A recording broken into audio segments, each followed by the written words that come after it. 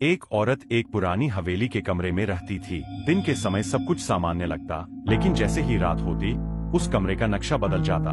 कभी बिस्तर एक कोने से दूसरे कोने में चला जाता, कभी दीवारों पर अजीब निशान उभर आते, कभी खिड़की गायब हो जाती और अचानक एक नया दरवाजा सामने बन जाता। औरत पहले समझती रही कि यह उसका वहम है, लेकिन धीरे धीरे उसे यकीन होने लगा कि यह कमरा जिंदा है। उसने अपनी डायरी में लिखना शुरू किया, हर रात यह कमरा मुझे पहचानता ही नहीं, यह मुझे अपनी मर्जी से घुमा रहा है। तीसरी रात सब कुछ और भी भयानक था। जैसे ही उसने डायरी बंद की, दरवाजा अपने आप जोर से बंद हो गया। वह भागकर उसे खोलना चाहती थी, लेकिन अब दरवाजा वहां था ही नहीं। तभी दीवार पर खून जैसे अक्षरों से शब्द उभरने लगे, समय वापस जा चुका है।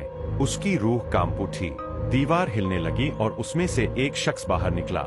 वह शख्स उसी का पुराना रूप था, लेकिन बरसों पुराने कपड़ों में, जैसे कभी वह इस हवेली की असली मालकिन रही हो। दोनों की आंखें मिली। पुरानी औरत मुस्कुराई और धीमी आवाज में बोली, तुम वापस आ गई हो, अब तुम्हारा निकलना मुमकिन नहीं। तुरंत असली औरत चीख पड़ी। हवेली में सब कुछ अंधेरे में डूब गया। जब रोशनी लौटी, कमरा फिर से वैसा ही पुराना दिखाई दिया, लेकिन बिस्तर के पास एक नई डायरी रखी थी जिस पर खून से लिखा था, अगला शिकार इंतजार में है।